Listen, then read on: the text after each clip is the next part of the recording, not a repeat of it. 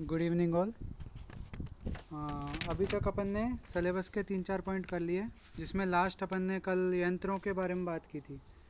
तो उसके रिलेटेड कुछ क्वेश्चंस थे जिनके अपन को आज थोड़ा बहुत देखना है उनके बारे में।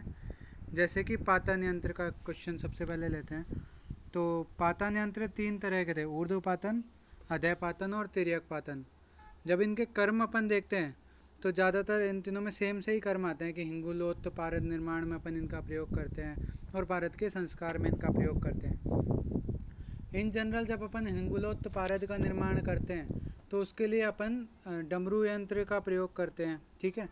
और अब इन यंत्रों का क्या उपयोग है ऊर्ध्वपातन, अधःपातन और तिर्यक पातन का, कि पारद में जो दुष्टि होती है ना वो 3 तरह की होती है। ऊर्ध्व प्रकार की दुष्टि, अधः प्रकार के द्रव्यों की दुष्टि और तिर्यक दुष्टि, मतलब तीन तरह के जो द्रव्यों की दुष्टि होती है।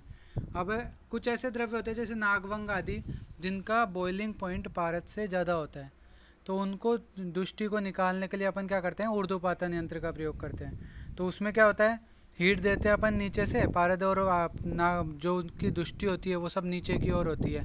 तो जैसे अपन वो हीट देते हैं और पारद के बॉइलिंग पॉइंट तक पहुंचती है उस हीट, तो क्या होता है, पारद तो वेपोराइज होकर ऊपर वाली मटकी में चला जाता है और फिर वहाँ पे जो भी आलवाल होता है उसके कारण ठंडा होकर वहीं उसकी जो लेयर है, उसके पृष्ठतल है ऊपर वाली मटकी का, उस पर इकट्ठा हो जाता है। और जो नागवंग आदि दोष होते हैं वो कैसे रह जाते हैं, नीचे ही रह जाते हैं, नीचे वाली हांडी में ही रह जाते हैं। तो ये ऊर्ध्वपातन यंत्र का काम है। जो जिन द्रव्यों का या जिन दोषों का या जिन मलों का मेल्टिंग नहीं, बॉइलिंग पॉइंट पारद से ज़्यादा होता है, उनको दूर करने के लिए, उस प्रकार की दुष्टि को दूर करने के लिए ऊर्ध्वपातन यंत्र का अपन प्रयोग करते हैं। अब अधःपातन यंत्र का प्रयोग कहाँ करते हैं, इसमें जस्ट ऑपोजिट बात हो जाती है। जिन द्रव्यों का, जिन अशुद्धियों का बॉइलिंग पॉइंट पारद से क्या होता है, ज़्यादा कम होता है, उनका जो है अपन अधःपातन क्रिया द्वारा दूर करते हैं उनको। उनकी जो शोधन है, उनका जो संस्कार है वो अधःपातन यंत्र द्वारा करते हैं। जिसमें क्या होता है, ऊपर से अपन अग्नि देते हैं तो पारद मेल्ट होके जो है नीचे आ जाता है, और जो वो दोष रह जाते हैं वो वहीं ऊपर ही इकट्ठे रह जाते हैं ऊपर वाली हांडी में। तो ये अपना अधःपातन यंत्र का काम करने का तरीका है। और तिर्यक पातन में क्या होता है कि जिन द्रव्यों के बॉइलिंग पॉइंट पारद से कम या ज़्यादा होते हैं उनको दोनों को ही दूर करता है। इन सब में, तीनों में तिर्यक पातन सबसे श्रेष्ठ है। क्यों श्रेष्ठ है, ये दोनों प्रकार की दुष्टियों को दूर करता है। जिनके बॉइलिंग पॉइंट पारद से ज़्यादा हैं उनको भी, और जिनके बॉइलिंग पॉइंट पारद से कम है उनको भी। कैसे करता है कि इसमें अपन एक टेम्परेचर फिक्स रखते हैं। जो पारद का बॉइलिंग पॉइंट है ना, ठीक उसी टेम्परेचर पे कंसिस्टेंसी से अपन रखते हैं, तो पारद वेपोराइज होकर और नलिका के थ्रू दूसरी है ना घड़े में चल जाता है, और फिर वहाँ पे जल भरी रखा होता है अपन ने ठंडा, तो उस जल में घुल के और ठंडा होके वो नीचे बैठ जाता है, लिक्विफाई होके। तो इस तरह से ये तीनों काम करते हैं। ठीक है, ये समझ में आया आप लोगों को कॉन्सेप्ट? जवाब दो। Yes sir. आ गया ना समझ में? अब अपन बात करते हैं एक स्वेदन यंत्र और है ना, मतलब अपन ने बात की थी दोला यंत्र की, इन दोनों की भी बात की थी। तो इन दोनों का कॉन्सेप्ट भी यही है जो मैंने कल आपको बताया था, कि जिनकी कंसिस्टेंसी बहुत ज़्यादा हार्ड होती है ना, उनका स्वेदन कर्म करने के लिए, उनको मृदु करने के लिए अपन दोला यंत्र का प्रयोग करते हैं। और उन द्रव्यों के कंपैरिजन में जो मृदु होते हैं, यानी होते तो वो भी हार्ड ही हैं, लेकिन उनकी कंसिस्टेंसी जो अपन दोला यंत्र में प्रयोग करते हैं स्वेदन के लिए, उनसे मृदु होती है, तो अपन उसके लिए स्वेदनी यंत्र का प्रयोग कर सकते हैं। बस इसमें यही कॉन्सेप्ट है, ठीक है। आज के टॉपिक अपना होगा, यंत्र यहाँ पे अपने पूरे होते हैं। एक क्वेश्चन शर्मिष्ठा आपने पूछा था कि बालिका, 2 क्वेश्चन पूछे थे बालुका यंत्र से रिलेटेड। एक बार मैं देख लेता हूँ ग्रुप में क्या थे वो। पहला तो ये था, तुमने बताया था कि उसमें ढक्कन लगाते हैं, तो वो कैसे लगाते हैं, मतलब तुमने पूछा था कि जो ग्लास कूपी, कांच कूपी है, जो आतिशी शीशी है, उसका माउथ अपन बंद का मतलब कैसे करते हैं, कब करते हैं, किससे करते हैं। तो उसके लिए अपन जब मुद्रा पढ़ेंगे ना, मदन मुद्रा, हठ मुद्रा, उनका प्रयोग करते थे पहले के टाइम में। आजकल अपन नॉर्मल कॉर्क का प्रयोग करते हैं, ठीक है। और दूसरी बात ये कि कब बंद करते हैं, तो जब अपन ने बालुका यंत्र पढ़ा था तो उसमें 3 प्रकार की अग्नि दी थी। सर्वप्रथम मृदु अग्नि पे पाक किया था, फिर मध्यम अग्नि पे, और फिर तीक्ष्ण अग्नि पे। जब तीक्ष्ण अग्नि पे पाक करना होता है उस वक्त जो है जो मुँह ये अपनी कूपी है या कांच कूपी है या फिर आतिशी शीशी है उसके ढक्कन को बंद करते हैं। उससे पहले तक कूपी खुली रहती है। अब इसका कॉन्सेप्ट जब अपन कूपी पक्व कल्पना पढ़ेंगे और रस संदूर निर्माण देखेंगे तब अपन इसके बारे में डिटेल में बात करेंगे कि ऐसा क्यों किया। जन आपको थोड़ा बहुत तो समझ में ही आ रहा होगा कि हाई टेम्परेचर होगा तो जो भी पारद गंधक आदि द्रव्य हैं जो वेपराइज होंगे, वेपोराइज होकर वो बाहर निकलेंगे कांच कूपी से। तो उसको रोकने के लिए अपन जो है मुद्रा या फिर जो कैपिंग होती है वो करते हैं, उसमें मतलब जो ढक्कन है वो लगाते हैं। उसको क्या बोलते हैं, पिनाक। तो पिनाक को लगाते हैं। ठीक है, आ गया कॉन्सेप्ट पहले का ओके समझ सर, में। Thank you.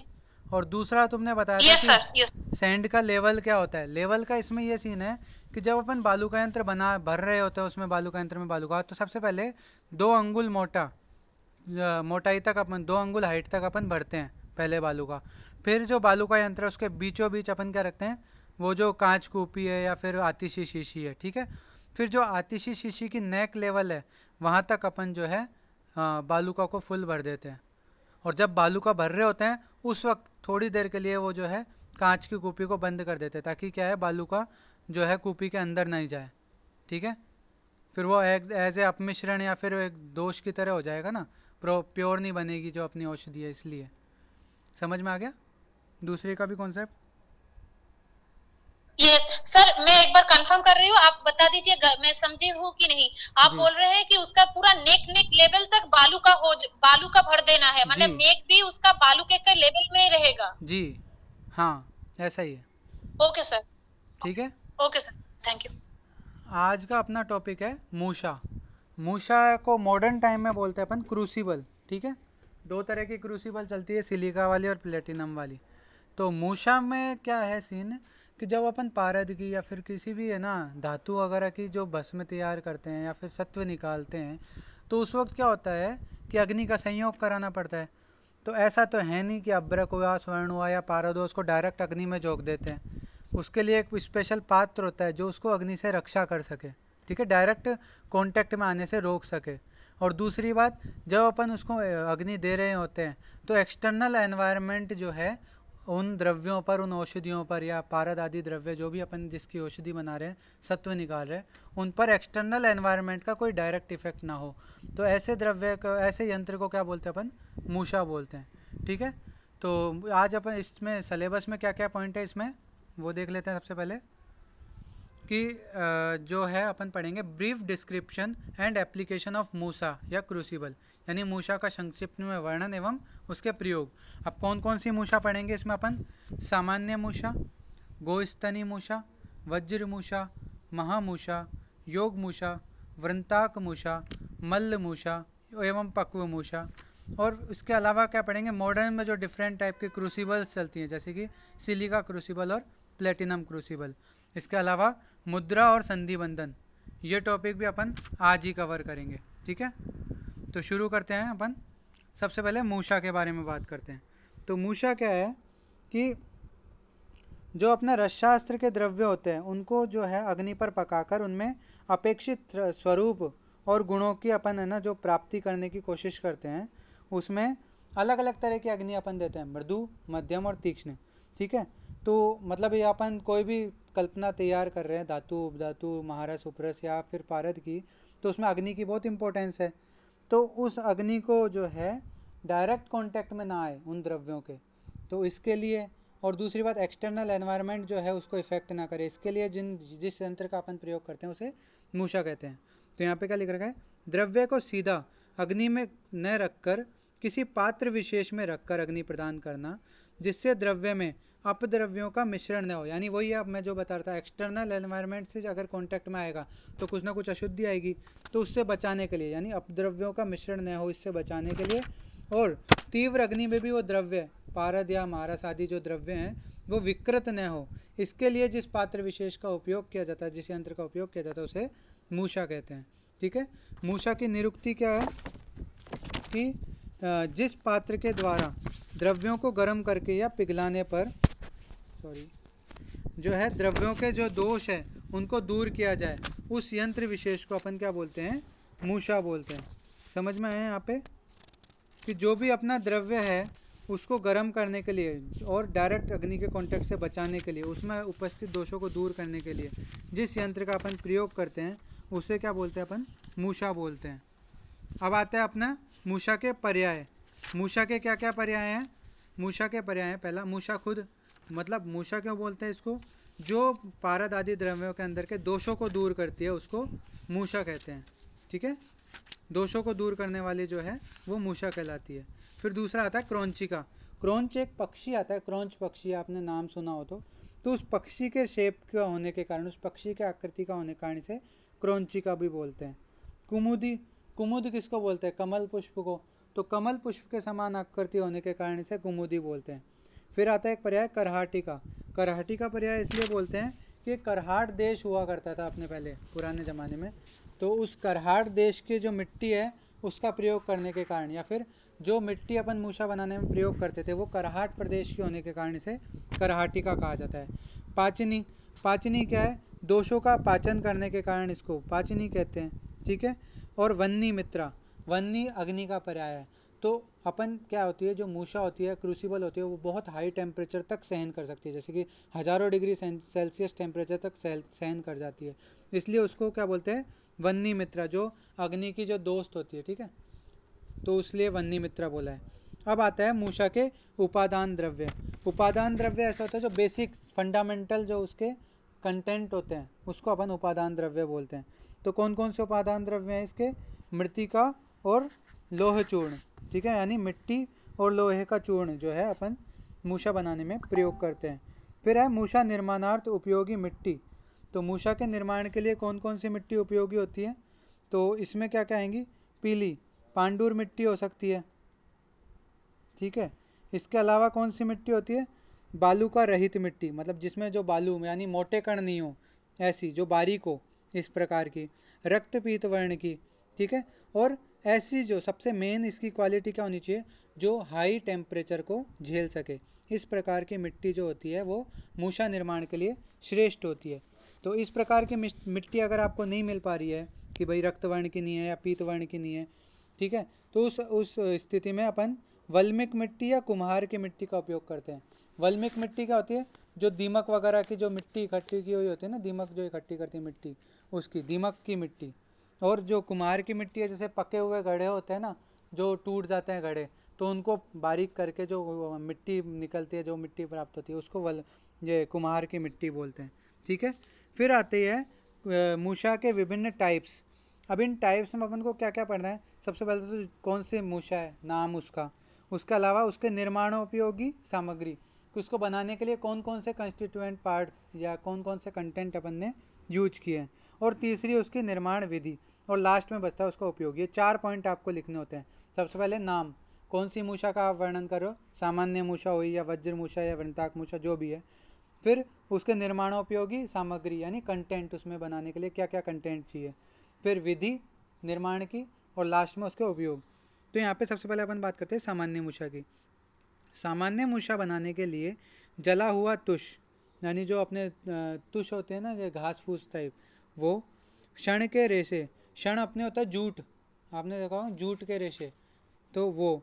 इसके अलावा लकड़ी या कोयले का चूर्ण, घोड़े की लीद, इन सब का जो है प्रयोग, इन सबको एक एक भाग यानी समान भाग में लेकर और 4 भाग मिट्टी लेकर इमाम दस्ते में डालकर लोह डंडे से बारीक पीस लेते हैं।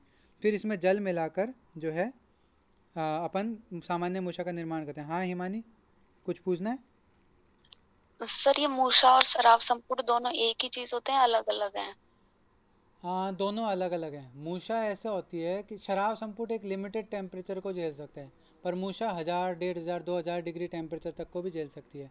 शराब में अपन एक नॉर्मल टेम्परेचर पर कुछ समय के लिए पाक करते हैं, ठीक है, औषधि का, जबकि मूषा में एक लंबे टाइम तक हाई टेम्परेचर पर भी पाक किया जाता है। जैसे कि पहले जो रसौषधियाँ बनती थी वो 3-3, 4-4 दिन में तैयार होती थी, उनके लिए बहुत heavy temperature 700 degree, 750 degree, 1000 degree तक टेम्परेचर चाहिए होता था, तो उसके लिए फिर वो मूषा का प्रयोग करते थे।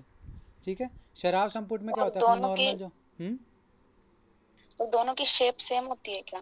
नहीं, दोनों की शेप, तभी तो अब ये जो मैं मूषा के प्रकार आपको बताऊंगा ये शेप्स के बेस पे ही तो है। एक सामान्य मूषा जो नॉर्मली बनती है, ठीक है, बैरल शेप होती है जो, और फिर बाकी उसके अलावा गोस्तनी मूषा के गोस्तन के आकार की होती है। वज्र मूषा कंटेंट के बेस पे और नॉर्मल बैरल शेप्ड टाइप होती है। फिर महामूषा होती है जो साइज़ में बड़ी होती है और थोड़ी ओवल शेप्ड होती है। फिर योग मूषा हो गई। वृंताक मूषा, वृंताक मूषा जो बैंगन के जो अपने वो डंठल होता है ना उसके जैसी होती है। इस तरह से जो अलग अलग स्वरूप हैं वो उसके बेस पे होती है मूषाएँ विभिन्न तरह की। जबकि शराब संपुट क्या है, दो बड़े दिए ले लिए जिनको अपन सराई या शराब बोलते हैं, उनको आपस में एक दूसरे के ऊपर रख के मुख एक साइड करके और संधि बंधन कर देते हैं, वो शराब संपुट हो गया। समझ में आ गया दोनों में डिफरेंस? समझ में आ गया या कोई हाँ डाउट आ है? गया। हाँ, नहीं आ गया। ठीक है, तो अपन सबसे पहले सामान्य मूषा पे चल रहे थे। इसमें कंटेंट मैंने आपको बता ही दिया। एक तो क्या होगी, जो नॉर्मल या खड़िया मिट्टी हो गई जो भी 4 भाग, उसके अलावा एक एक भाग अपन क्या लेते हैं, जला हुआ तुष, तुष मतलब घास आदि जो तिनके वगैरह हैं। क्षण के रेशे, क्षण बोलते हैं जूट को, ठीक है। लकड़ी या कोयले का चूर्ण, और इसके अलावा जो घोड़े है उसकी लीद या घोड़े का मल जो भी है अपन बोल सकते हैं उसको, इन सबको एक साथ इकट्ठा करते हैं, इमाम दस्ते में डाल के कूटते हैं, उनका बारीक चूर्ण बनाते हैं, एकदम फाइन पाउडर। फिर उसके अंदर जल मिलाकर और उसको एक शेप देते हैं मूषा की, ठीक है। तो इस प्रकार सामान्य मूषा होगी। इसमें सहायक सामग्री जो है अपन ने निर्माण उपयोगी सामग्री अपन क्या बोल सकते हैं, खड़िया मिट्टी, जला हुआ तुष, अनबुझा कोयला या कोयले का चूर्ण, ठीक है, क्षण के रेशे, खरपर चूर्ण। खरपर क्या होती है, जो अपने घड़ा होता है ना, जो उसी की उसको ही कूट के या बारीक करके जो उसकी मिट्टी बनाते हैं पके हुए घड़े की, वही खरपर मिट्टी होती है।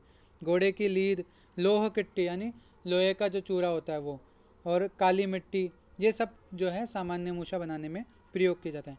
दूसरी मूषा आती है गोस्तनी मूषा। नाम से पता लग रहा है गोस्तनी यानी गाय के स्तन के समान आकृति वाली जो मूषा होती है वो गोस्तनी मूषा होती है, ठीक है। इस मूषा के निर्माणार्थ उपादान द्रव्य लेकर, अब उपादान द्रव्य लेकर मतलब यहाँ पे द्रव्यों का कुछ स्पेसिफाई वर्णन नहीं किया है। तो उपादान द्रव्य अपन ने कौन कौन से पढ़े थे, मृतिका और लोह, तो मृतिका और लोह का ही यहाँ पे प्रयोग करेंगे। इसको लेकर और वही अपन बारीक चूर्ण बना देंगे उन दोनों को मिक्स करके, फिर जल मिलाकर, और किस आकार की, गो के स्तन के समान गोल व लंबी, ठीक है, मूषा का निर्माण, जिसका ढक्कन कैसा हो, शिखाकार हो, मतलब नॉर्मल आकार का हो, जैसे कैसा आकार का हो, एक सेकंड, इस टाइप की, तो वो नॉर्मल मूषा हो गई और उसके ऊपर नॉर्मल शिखाकार ऐसे ढक्कन लगा देते हैं बस। ये कैसी होगी, गोस्तनी मूषा हो गई, ठीक है। फिर अगला अपन पढ़ते हैं वज्र मूषा। वज्र मूषा क्या जो है उसके लिए एक रेशियो होता है अलग अलग चीज़ों का, जो उसके कंटेंट हैं उसका। मिट्टी 3 भाग, क्षण के रेशे 2 भाग, घोड़े की लीद 2 भाग, दग्ध तुष 1 भाग और लोह के आधा भाग। इनको इसी रेशियो में लेकर फिर उनको कूट पीस करके बारीक चूर्ण बनाते हैं, फिर वही जल मिलाकर जो है मूषा का निर्माण किया जाता है। अब सामान्य मूषा और वज्र मूषा में अंतर पता लग गया, कंटेंट सिमिलर से हैं लेकिन यहाँ पे एक स्पेसिफिक रेशियो ले रखा है, ठीक है। जैसे मिट्टी 3 भाग ले ली, क्षण के रेशे 2 भाग, घोड़े के लिए 2 भाग, दग्ध तुष 1 भाग और लोह किट्ट आधा भाग। जबकि वहाँ पे क्या किया था, ये सभी समान मात्रा में थे और मिट्टी बस 4 भाग ली थी, ठीक है, सामान्य मूषा में। यही अंतर है। इसका उपयोग अपन कहाँ करते हैं, सत्वपातन में, कि जो भी सत्वपातन क्रिया करते हैं, चाहे वो महारस आदि के सत्व निकालने की हो, तो उस क्रिया में जो है वज्र मूषा का प्रयोग किया जाता था। फिर आती है महामूषा। महामूषा क्या है, जिस मूषा का नीचे का तल भाग कर्पूर सदृश्य संकीर्ण हो और ऊपर वाला भाग क्रमशः विस्तृत हो, इसे देखने पर मोटे बैंगन की तरह स्थूल हो, वह महामूषा कहलाती है। महामूषा कुछ इस तरह की होती होगी, इस टाइप की, जो नीचे से ऊपर जाते वक्त जो लगातार क्या है साइज जिसकी बढ़ती जाती है, ठीक है, मतलब है ना, जिसकी चौड़ाई बढ़ती जाए ऊपर से नीचे जाने पर, नीचे से सक्रिय हो और ऊपर से विस्तृत या चौड़ी हो, तो उस प्रकार की मूषा को क्या बोलते थे, महामूषा कहते हैं, ठीक है। फिर इसके उपयोग कहाँ निकाले जाते हैं, उपयोग कहाँ होते हैं, तो अभ्रक सत्व के निष्कासन में इसका उपयोग किया जाता है, सत्व को पुट देने के लिए, क्योंकि अपन ने जो सत्व निर्माण कर रहे हैं अपन उस प्रक्रिया के दौरान अग्नि देने के लिए, यानी सत्वपातन में ही एक तरह से इसका प्रयोग किया जाता है। सत्व द्रावण में अब द्रावण कब होगा? जब वो बहुत हाई टेम्परेचर होगा। तो वह महामूषा क्या होती है? बहुत हाई टेम्परेचर झेल सकती है, हज़ारों डिग्री टेम्परेचर झेल सकती है। तो सत्व के द्रावण में जो अपन ने सत्व निकाला है किसी भी धातु महारस आदि का, उसको द्रावण यानी पिघलाने में जो है इसका प्रयोग किया जाता है। लोहे को पिघलाने में जो इसका प्रयोग किया जाता है। इस प्रकार से जो है महामूषा के उपयोग हो गए। ठीक है। फिर आती है योग मूषा। योग मूषा क्या है? जिस मूषा के निर्माण में कोयले व तुष की राख, काली मिट्टी, वल्मिक मिट्टी और विड़ द्रव्यों का समान भाग होकर, मतलब समान भाग में लेकर सभी द्रव्यों को एकत्र करके कूट पीस करके मूषा बनाकर उसके अंदर व बाहर विड़ का लेप करके मूषा बनाई जाए तो उसको योग मूषा कहते हैं। योग से याद आ रहा है विड़ मतलब अनेक प्रकार। विड़ में क्या क्या द्रव्य आ जाते हैं? पंच लवण आ जाते हैं, शार्द अष्टक आ जाते हैं। ठीक है। इसके अलावा और भी द्रव्य हैं जो आते हैं, क्षार अम्ल वर्ग वगैरह। तो ये सब जो आ जाते हैं, इसलिए यहाँ पे इसका नाम योग मूषा है। ठीक है। और योग मूषा तैयार करने के बाद उसके अंदर व बाहर की साइड, मान लो आपने ये मूषा तैयार कर ली, ठीक है, तो इसके अंदर की लेयर भी, ठीक है, और इसके बाहर भी, दोनों साइड क्या है? विड़ द्रव्यों का जो है लेप करना चाहिए। इस प्रकार से जो है मूषा बनती है, उसको योग मूषा कहती है। अब ये नाम भी विशेष है और इसका बनाने का तरीका भी विशेष है, तो इसका काम भी विशेष होगा। तो इसका काम क्या है कि पारद की सिद्धि के लिए, ठीक है, विशेष रूप से जो पारद की सिद्धि के लिए है, योग मूषा का प्रयोग किया जाता है। फिर आता है वृंताक मूषा। वृंताक मूषा क्या है? इसमें कोई निर्माणोपयोगी सामग्री नहीं दे रखी है। एक मिनट रुकिए। हाँ, वृंताक मूषा। तो वृंताक मूषा में निर्माण सामग्री कुछ नहीं दे रखी है, तो अपन वही उपादान द्रव्य जो है मिट्टी और लोहा, उसका ही प्रयोग करेंगे। तो वृंताक मूषा के लिए क्या आता है कि जिस मूषा की आकृति बैंगन के समान बनाकर उसमें 12 अंगुल लंबी नली लगावें, ठीक है, फिर जिसका ऊपरी भाग धतूर पुष्प के समान हो और यह भाग मूषा के मुख से ढका हुआ हो, ठीक है, मतलब मूषा के मुख से जुड़ा हुआ हो, जिसकी परिधि 8 अंगुल हो और नली दोनों तरफ से खुली हो। इस प्रकार का जो है अपन वृंताक मूषा माननी चाहिए। ठीक है। वृंताक मूषा कैसी होगी, कुछ मैं एक बार डायग्राम बनाने की कोशिश करता हूँ, ठीक है, आपको समझ में आ जाए तो अच्छा है। तो इसमें क्या होता है, ऐसे जो बैंगन की साइज होती है ना, जैसे यूँ बैंगन की साइज का होता है, इसमें जो ढक्कन होता है ना, वो कुछ ऐसा होता है और ऊपर से यूँ डंठल की तरह यूँ निकला होता है, जैसे बैंगन होता है ना, बिल्कुल वैसा ही होता है। इसका ढक्कन जो है मतलब इस तरह की होती है, इस तरह की जो वृंताक मूषा होती है ना, या फिर इस तरह मान सकते हो, ये आपस में यहाँ जुड़ी हुई होती है। ये इस टाइप की जो मूषा होती है ना, वो वृंताक मूषा होती है। दिखने में बैंगन की तरह दिखती है, इसलिए इसको बैंगन का जो व्रंत है उसके अकॉर्डिंग होने के कारण जो है इसको वृंताक मूषा कहते हैं। ठीक है। फिर आगे आते हैं, इसका उपयोग कहाँ होता है? खरपर आदि मृदु द्रव्यों के, अब ये ज़्यादा टेम्परेचर नहीं झेल पाती, तो इसलिए इसको क्या है, कहाँ यूज करते हैं? खरपर आदि द्रव्यों के जो है मृदु द्रव्यों के सत्वपातन में इसका प्रयोग करते हैं। अब अगली आती है मल्ल मूषा। मल्ल मूषा जो आप शराब संपुट होता है ना, वो एक प्रकार की मूषा मान सकते हैं। किस तरह की मूषा मान सकते हैं उसको? मल्ल मूषा। तो यहाँ पे यही है कि जो मिट्टी के दो मजबूत शराब हैं, उनको आमने सामने जोड़कर जब संपुट आकृति बनाई जाती है, उसे मल्ल मूषा कहते हैं। ठीक है। तो आप जो हिमानी बात कर रहे थे, वो ये इससे कोरिलेशन आप कर सकते हो, क्योंकि जो अपन शराब संपुट बनाते हैं वो असल में एक मल्ल मूषा है। ठीक है। मल्ल मूषा उसे मान सकते हैं। तो ये अपन ने यहाँ पढ़ लिया। इसका उपयोग क्या है? पारद आदि रसों के स्वेदन में, उनको जो है लिक्विफाई करने में, उनकी भस्म तैयार करने में भी इसका प्रयोग किया जाता है। ये थोड़ी कम टेम्परेचर पे होती है, मतलब इसमें जो टेम्परेचर होता है वो 200 डिग्री, 300 डिग्री, 400 डिग्री तक सहन करती है, तो वो मल्ल मूषा होगी। फिर आती है पक्व मूषा। पक्व मूषा क्या होती है कि कुम्हार द्वारा निर्मित मजबूत भांड स्वरूप की मूषा को, भांड मतलब जो घड़े के टाइप की जो मूषा होती है, उसको क्या बोलते हैं अपन? पक्व मूषा बोलते हैं। पक्व क्यों बोलते हैं इसको? इसमें जो मिट्टी काम लिए जाती है वो पकाई हुई होती है, जैसे कि कुम्हार जो घड़ा पकाता है ना अग्नि पे, वैसे ही वो पकाई हुई मिट्टी होने के कारण इसको पक्व मूषा कहते हैं। इसका उपयोग कहाँ होता है? जब अपन पौटिली कल्पना पढ़ेंगे, तो पौटिली कल्पना में जो है इस पक्व मूषा का उपयोग किया जाता है। तो ये अपनी आयुर्वेद वाली जो है मूषा प्रकरण पूरा हो गया है। ठीक है। आयुर्वेद में ये स्वरूप के अकॉर्डिंग 8 प्रकार की जो है मूषाएँ बनाई गई है। आजकल इन मूषाओं का प्रयोग होता नहीं है। आजकल 2 तरह की मूषाओं का जो है प्रयोग होता है, जिनको अपन आज क्रूसिबल बोलते हैं। ठीक है। सिलिका क्रूसिबल और प्लेटिनम क्रूसिबल। पहले के टाइम में ये जो मिट्टी और लोहे की इनकी प्रयोग मूषाओं का जो है प्रयोग होता था। आज की डेट में अपन क्रूसिबल्स का प्रयोग करते हैं। तो सबसे पहले अपन बात करते हैं सिलिका क्रूसिबल के बारे में। ये शुद्ध सिलिका की बनी हुई होती है, ठीक है। फिर इसका ताप विस्फारण गुणांक बहुत कम होता है। ताप विस्फारण गुणांक क्या होता है कि एक टेम्परेचर सहन करने मतलब ये बहुत ज़्यादा टेम्परेचर सहन कर सकती है, ठीक है। जिनका ताप विस्फारण गुणांक कम होता है ना, वो बहुत ज़्यादा टेम्परेचर सहन कर सकती है।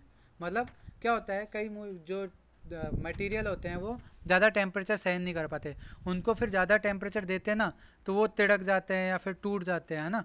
तो इस प्रकार की ये मूषा नहीं होती, ये हाईवे टेम्परेचर को भी सहन कर सकती है। ऐसा नहीं है कि थोड़ा टेम्परेचर बढ़ाया 700 डिग्री 800 डिग्री किया और इसे ये जो मटेरियल है तिड़कने लग जाए या एकदम दो टुकड़े हो जाएं इसके या ब्लास्ट हो जाए, इस टाइप का जो हो जाए, इस तरह का इसमें नहीं होता। इसलिए यहाँ पे बता रखा है जो ताप विस्फारण गुणांक है वो बहुत कम होता है। अब ये ताप विस्फारण गुणांक कम होने का फ़ायदा क्या होता है कि ये शीघ्र गर्म होती है और शीघ्र ही शीतल हो जाती है, इसलिए इसको टूटने का भय नहीं रहता है ना। फिर सिलिका हाइड्रोक्लोरिक अम्ल, फॉस्फोरिक अम्ल, क्षार व कुछ धातु ऑक्साइड को छोड़कर लगभग सभी पदार्थों के लिए निष्क्रिय है। मतलब सिलिका हाइड्रोक्लोरिक एसिड हो गया, फॉस्फोरिक एसिड हो गया, कुछ बेसेस हो गए, ठीक है, और कुछ धातु ऑक्साइड हो गए, इनके साथ ये रिएक्ट कर सकती है। बाकी इन जनरल ये किसी भी द्रव्य के साथ डायरेक्ट रिएक्शन नहीं करती है, इसलिए श्रेष्ठ होती है। फिर आती है यह मूषा पारदर्शी होने से इसमें की जाने वाली सभी क्रियाओं को आसानी से देख सकते हैं। मतलब जो सिलिका वाली जो अपने क्रूसिबल होती है वो किस टाइप की होती है, पारदर्शी प्रकार की होती है, ठीक है।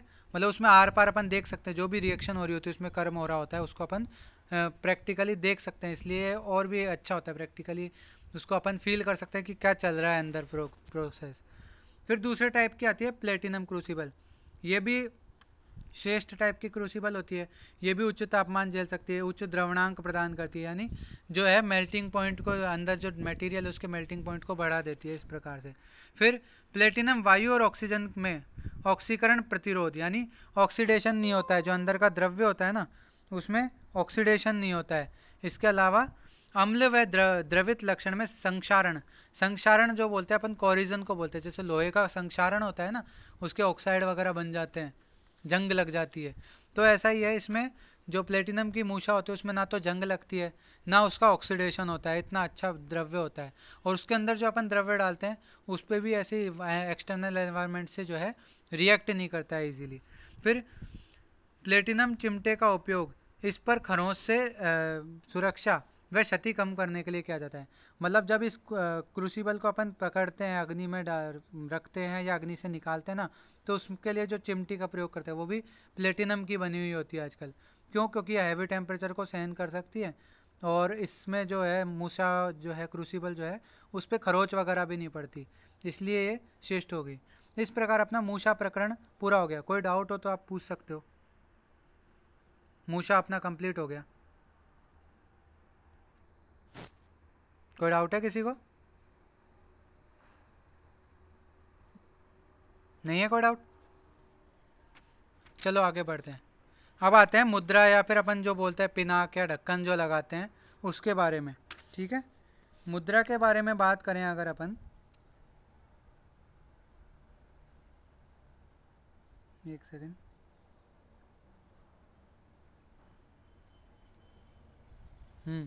मुद्रा के बारे में बात करें तो मुद्रा बोलते हैं ढक्कन को। तो इसकी परिभाषा अपन मुद्रा की क्या देंगे, जब पारद की मूर्छना या जारना करते हैं तो पाक होने पर कांच की शीशी या मूषा के मुख को बंद करना ही मुद्रा कहलाता है। मुद्रा मतलब ढक्कन अपन बोल सकते हैं, ठीक है। जब पारद का अपन मूर्छना या जारना करते हैं तो पाक होने पर कांच की जो शीशी होती है उसको अपन क्या करते हैं, उसके मुख को बंद करते हैं, इसको अपन क्या बोलते हैं, मुद्रा बोलते हैं, ठीक है। मुद्रा दो तरह की अपन पुराने समय में यूज होती थी। पहली मदन मुद्रा और दूसरी हठ मुद्रा। तो मदन मुद्रा में कुछ स्पेसिफिक कंटेंट होते थे, ठीक है, और हठ मुद्रा में सिर्फ 2 कंटेंट होते थे, ऐसा है। तो मदन मुद्रा के कंटेंट याद करने की आप एक ट्रिक लिख सकते हो, मैं इसी पे लिख रहा हूँ PDF पे। चुटकी वर गुड़ ला आलसी, ठीक है। चुटकी वर गुड़ ला आलसी, ये ट्रिक है इसकी। तो चुटकी का ये जो इसमें चू है, तो उससे आप ये लिख सकते हो चुंबक लोह, ठीक है, मतलब चुंबक का चूर्ण या चुंबक लोह का चूर्ण या लोह चूर्ण अपन बोल सकते हैं। ये कितना लेना है, 7 भाग लेना है, ठीक है। वर, वर से आप क्या लिख सकते हो, वट शीर, जो वट का दुग्ध है वो, ठीक है। तो वट का दुग्ध कितना लेना है, 1 भाग या 1 पल। फिर उसके बाद इसके बाद गुड़, गुड़ में गू है तो गू से अपन क्या याद रख सकते हैं, गूलर का क्षीर या गूलर का दूध, ठीक है। गूलर का दूध कितना लेना है, 1 भाग लेना है। फिर ला से अपन क्या याद रख सकते हैं, लाक्षा। तो ये 4 कंटेंट क्या क्या हो गए, चुंबक लोह चूर्ण 7 पल या 7 भाग, ठीक है। फिर वट दूसरा कंटेंट हो गया वट क्षीर, वो 1 भाग। फिर गूलर का क्षीर वो 1 भाग, और लास्ट में लाक्षा ये 1 भाग। ये चारों कंटेंट ले लिए, मिक्स कर लिए, इनका चूर्ण बना लिया। अच्छा, फिर इसमें अपन द्रव के रूप में क्या डालेंगे, जल की जगह अलसी का तेल। आलसी से आप क्या रखोगे, अलसी का तेल, ठीक है। भावना देने के लिए या उसको उसका जो पेस्ट बनाने के लिए जो है अपन अलसी का तेल यूज करेंगे, ठीक है। इनको फिर अपन जो खल्व यंत्र है उसमें अच्छी प्रकार से जो है मर्दन करेंगे। कब तक मर्दन करेंगे, जब तक वो मोम के जैसा है ना गाढ़ा पदार्थ ना बन जाए, लेप जैसा, जिसके अपन क्या है ढक्कन बनाने लायक नहीं हो जाए। तो इसमें क्या करते हैं अपन, सबसे पहले गूलर का दूध, वट का दूध, लाक्षा, चुंबक लोह चूर्ण, इन सबको एकत्र करके इमाम दस्ते में अच्छे से कूटते जाते हैं। कब तक कूटते हैं, जब तक ये मोम जैसा पदार्थ नहीं हो जाता।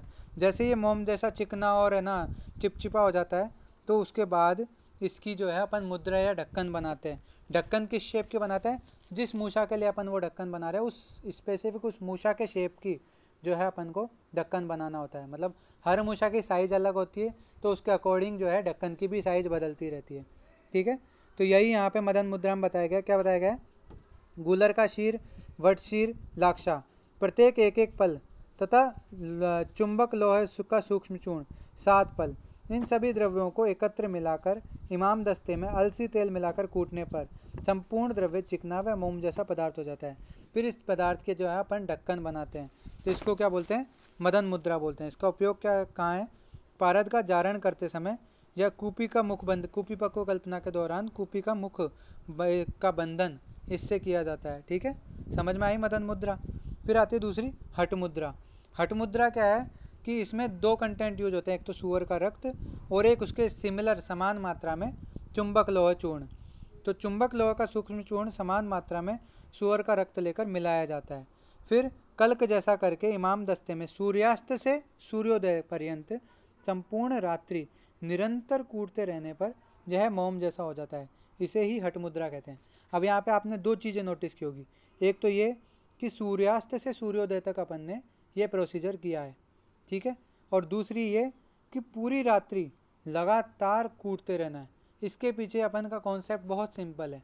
पहली बात तो ये, अपन यहाँ पे क्या यूज कर रहे हैं, सूअर का रक्त। तो अगर दिन के टाइम यूज करेंगे तो जो वो सूअर का रक्त है वो जल्दी ख़राब होगा। क्यों, क्योंकि वो एक बायोलॉजिकल मटेरियल है, ठीक है। और रक्त आदि जो भी चीज़ें हैं, मांस हो गया, रक्त हो गया, ये क्या है, जल्दी ख़राब होते हैं, सड़ते हैं जल्दी, ठीक है। तो क्या है, उसको सड़ने से बचाने के लिए अपन ये सारे प्रोसीजर कर रहे हैं। तो रात्रि में करेंगे, रात्रि में दिन के मुकाबले काफ़ी ठंडा माहौल होता है, इसलिए उसके जो सड़ने की प्रक्रिया है वो बहुत स्लो हो जाती है। दूसरी बात, पूरी रात्रि निरंतर कूटते रहते हैं। निरंतर इसलिए कूटते रहते हैं जिससे कि वो रक्त जो है अच्छी प्रकार से चुंबक लोह चूर्ण में मिक्स हो जाए और वो ख़राब ना हो। मतलब ये दोनों प्रक्रिया अपन ने इसलिए की है कि वो जो रक्त है वो ख़राब नहीं हो, ठीक है। फिर सिद्धों को प्रणाम करके इसका प्रयोग करना चाहिए। तो ये 2 प्रकार की अपने मुद्रा हो गई, ठीक है। ये अपने मुद्रा प्रकरण भी अब पूरा होता है। फिर अपन आते हैं संधि बंधन पे।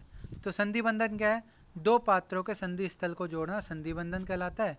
इसमें क्या क्या आ गए, शराब व मूषा आदि के संधि को मंडूर चूर्ण, मिट्टी आदि का लेप करके संधि बंधन किया जाता है। संधि बंधन के पर्याय क्या हो गए, बंधन, संधि बंधन, अंध्रण, रंध्रण, ठीक है, संश्लिष्ट, संधि लेपन, ये सारे इसके पर्याय हैं। अब इसमें यहाँ तो मैंने 2 ही बातें लिख रखी है कि भाई मंडूर चूर्ण, मिट्टी, इनका लेप किया है। तो इसकी जगह अपन क्या कर सकते हैं, कपड़ मिट्टी भी कर सकते हैं। कपड़ मिट्टी कैसे, मुल्तानी मिट्टी और सूती वस्त्र का जो है लेप बनाकर, और उसका भी अपन संधि बंधन में प्रयोग कर सकते हैं। नॉर्मल काली मिट्टी, लाल मिट्टी, पीली मिट्टी, इनका भी लेप कर सकते हैं। मंडूर जो है उसका भी लेप कर सकते हैं। तो संधि बंधन इन सब चीज़ों का अपन कर सकते हैं। इस प्रकार से संधि बंधन अपना टॉपिक पूरा हो गया। अच्छा, अब अगर आप चाहो तो अपन पुट प्रकरण भी आज करें, वापस ज्वाइन करो तो 5-3 तो हो गए हैं, तो पुट अपना पूरा शायद हो नहीं पाएगा। तो अब तुम लोग बताओ पुट प्रकरण करना है क्या? अगर करना है तो वापस ज्वाइन हो, बोलो। बस कोष्ठी, मुद्रा के बाद में कोष्ठी है ना बस। कोष्ठी भी है और पुट भी है, दोनों करेंगे अपन। पहले मैं सोच रहा हूँ पुट करा दूँ, फिर मैं कोष्ठी करा दूंगा। बताओ, कोष्ठी करा दूँ फिर आज? बस छोटा है तो हाफ आवर में हो जाएगा हाँ वो। कोष्ठी का। ठीक है, कोष्ठी करा देता हूँ मैं, है ना। तो अभी वापस ज्वाइन होने, ठीक है, और फिर कोष्ठी टॉपिक करा के और एंड करेंगे आज।